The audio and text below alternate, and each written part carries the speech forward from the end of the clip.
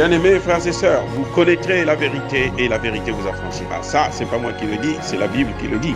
Mais moi, je vous dis mieux. Vous connaîtrez la vérité historique, notamment celle de vos ancêtres kémites, et vous aurez une vision globale de ce que c'est que la vraie souveraineté politique. J'ajoute, vous reviendrez à la spiritualité africaine ancestrale et vous comprendrez les enjeux de l'indépendance économique.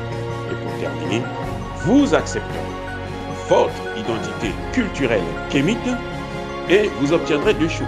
La première, c'est la paix. La seconde, c'est le développement, à une condition.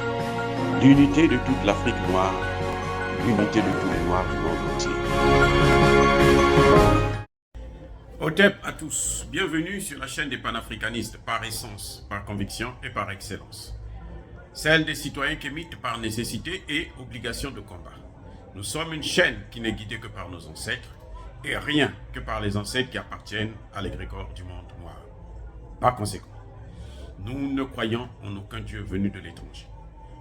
Toutefois, cette vidéo n'est aucunement destinée à inciter à la haine ou à la violence, car nous menons un combat qui est d'abord et avant tout spirituel, ensuite il est politique, géopolitique et géostratégique, contre l'impérialisme, le colonialisme, le néocolonialisme et l'endocolonial, sur la base du principe fondamental que nous avons hérité de nos ancêtres kémites, qui est celui de la Mahat, c'est-à-dire vérité, solidarité et justice. Vous êtes donc en droit de connaître la vérité et nous avons l'obligation de vous dire la vérité, rien que la vérité, afin que justice soit rendue au continent africain.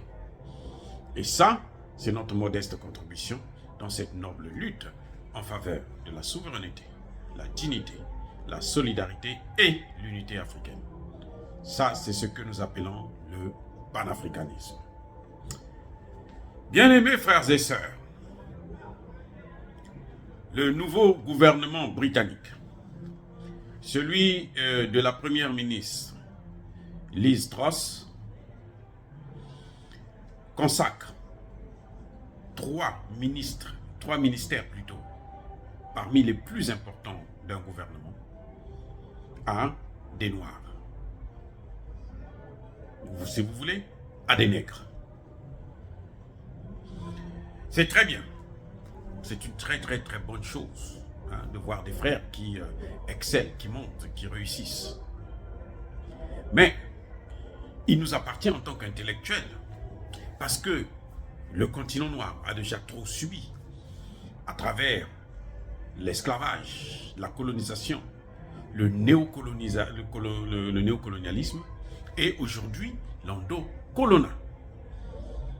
C'est-à-dire qu'ils trouvent des gens, qu'ils recrutent des Noirs, des Africains, pour faire ce que les Blancs faisaient pendant la colonisation et la recolonisation, ou la néocolonisation.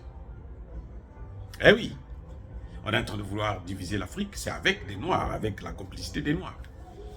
Ils veulent s'accaparer de l'Afrique, ils veulent installer des bases militaires en Afrique, c'est avec l'appui des Noirs. Vous avez parmi lesquels des gens comme Alassane Ouattara, des gens comme Bazoum, des gens comme Macky Sall, des gens comme, comment vous l'appelez, le Rwandais Paul Kagame, ainsi de suite. Donc la liste, elle n'est pas exhaustive de ces endocollants qui travaillent pour l'Occident, des chevals de Troie de l'Occident. Donc cette fois-ci, c'est en Grande-Bretagne. C'est du jamais vu dans l'histoire de la Grande-Bretagne, dans l'histoire d'un pays européen, colonisateur du continent africain. Mais qu'est-ce que cela signifie? Quels sont les enjeux qu'il y a derrière? Pourquoi donner des postes aussi importants comme les affaires étrangères? Vous avez James Cleverly, le ministère des Finances, où vous avez Kwasi Kwarteng, et le ministère de l'Intérieur, où vous avez Paul Boateng. Donc vous avez les trois ministères, en tout cas les plus importants dans un gouvernement, qui est celui des affaires étrangères, celui des finances et aussi celui de l'intérieur. Vous allez dire, mais monsieur, il faut être content. Oui, c'est très bien. Vous savez, nous avons été très contents. Lorsque Barack Obama a gagné l'élection ici et a été élu président de la République. Là, c'était par élection. Lorsque Barack Obama montait en tant que sénateur, à peine 2 ans en tant que sénateur de la République, que monsieur sans expérience, il décide de briguer la présidence. Le mot d'ordre était là pour tous les Africains, tous les Africains-Américains, tous les Noirs, si vous voulez, qui vivent aux États-Unis et qui votent. On a dit, vote ou die. Vote or die. Donc, si tu ne votes pas à Barack Obama, tu n'as qu'à mourir. On n'a pas besoin de toi. Parce qu'il faut voter pour Barack Obama. C'était le mot d'ordre.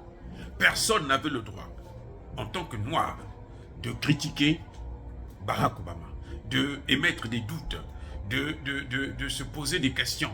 Mais est-ce qu'il est à la hauteur? Est-ce qu'il fera quelque chose pour nous, les Africains, pour l'Afrique? Qu'est-ce qu'on peut attendre de lui pour le continent africain? Voyez, c'est la même chose aujourd'hui. On voit que c'est un gouvernement qui est tenu par des Noirs. Qu'est-ce que nous pouvons attendre de ces Noirs? Quand on sait que ces Noirs étaient déjà là, hein, mais c'était dans l'anonymat, ils occupaient déjà des postes très importants, même de ministères. Ils avaient déjà occupé des postes de ministres. Les 3 personnages. Dans le gouvernement de Tony Blair, pour Paul Botung, dans les autres gouvernements, le gouvernement de Johnson, ainsi de suite. Ils avaient déjà des postes importants. Mais ce n'était pas aussi important que cette fois-ci où ils sont, si vous voulez, en ligne de mire. En tant que docteur en sciences politiques, comme je disais tantôt, nous avons acclamé Barack Obama. On nous a obligés de voter pour Barack Obama. On a dit c'est pour la première fois, il faut que les Noirs puissent voter pour lui. Et à près de 99%, presque 100% des Noirs, on a voté pour Barack Obama. Même pour nous autres, les républicains, on était obligés de voter pour lui. Très bien. Qu'est-ce que Barack Obama nous a donné? Qu'est-ce que Barack Obama a apporté à l'Afrique? Je vais vous dire une chose. Barack Obama, sa politique en matière d'immigration, à lui seul, il a expulsé plus d'immigrés, et notamment des Africains, que l'ensemble de tous les chefs d'État, les 40 et quelques chefs d'État américains. C'est-à-dire que chaque chef d'État a un lot d'immigrés qu'il a pu pendant son mandat ou ses 2 mandats. Il a expulsé un certain nombre d'Américains. On additionne tout ça. Et quand on fait l'addition, l'ensemble, le total qu'on va avoir, c'est moins que celui que Barack Obama à lui seul a expulsé. Ça, c'est le premier résultat au niveau interne. Maintenant, au niveau externe, au niveau de l'Afrique, n'oubliez pas que Barack Obama, c'est le destructeur de la Libye. Barack Obama avait été averti que monsieur le président, si vous tuez Kadhafi, si vous détruisez la Libye, vous allez déstabiliser tout le Sahel. Barack Obama va dire au président Issoufou à l'époque du Niger que we will finish the job. Nous allons terminer notre travail. Voilà ce que ça donne, terminer le travail dont Barack Obama disait. Aujourd'hui, les États-Unis ont installé une grande base militaire au Niger. Ils sont en train d'installer la plus grande base militaire américaine au Sénégal. Ils sont en train de cercler l'Afrique et prêts à faire la guerre contre l'Afrique, qui n'a pas d'armes et qui ne demande aucunement de s'aligner, d'être encore esclave. Ça, c'est l'œuvre de Barack Obama.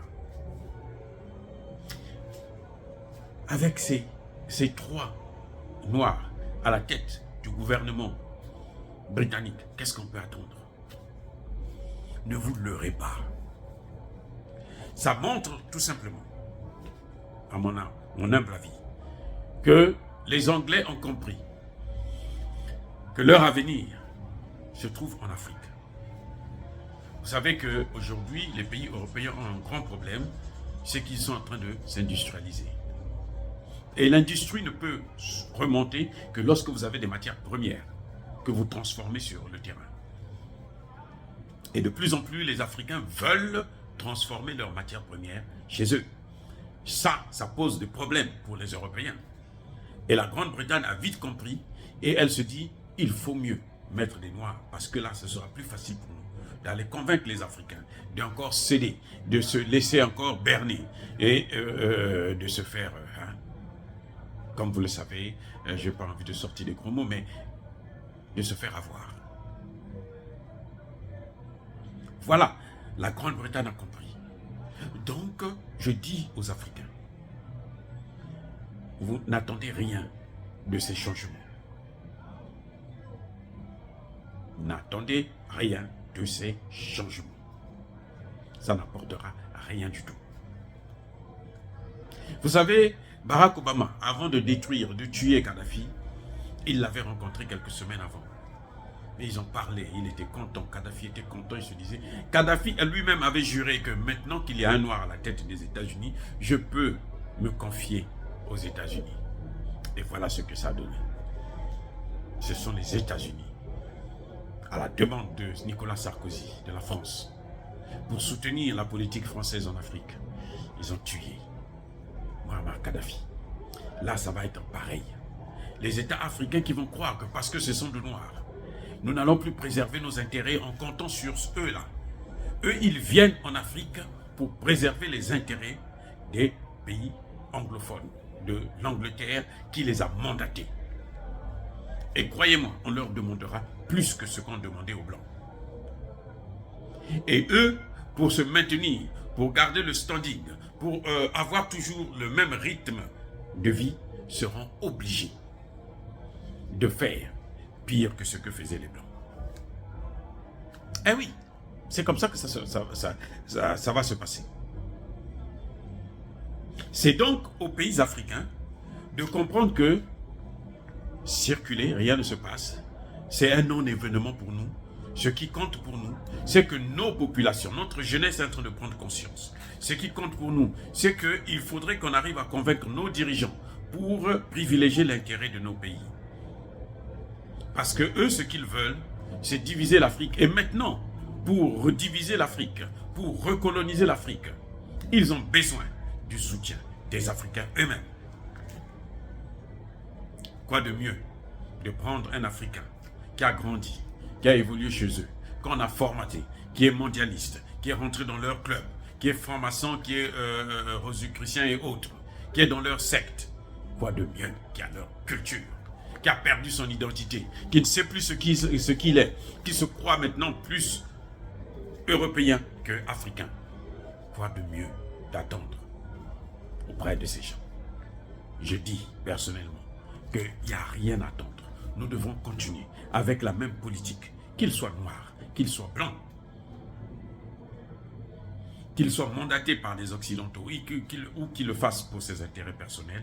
Nous pensons qu'aujourd'hui, la seule idéologie qui vale d'être soutenue en Afrique, c'est le panafricanisme. Dire cela, c'est inciter à la haine ou à la violence? Non.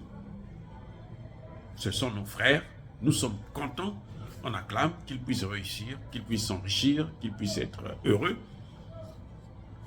Mais on ne tolérera jamais qu'ils viennent libérer, qu'ils viennent plutôt recoloniser, ou qu'ils aident les Occidentaux, les locodermes, à recoloniser le continent africain. Yaba Kolerve, Yamalembe. Encore une fois, je persiste et je signe. Soyez bénis par le Dieu des Kémites. J'ai dit et j'assume.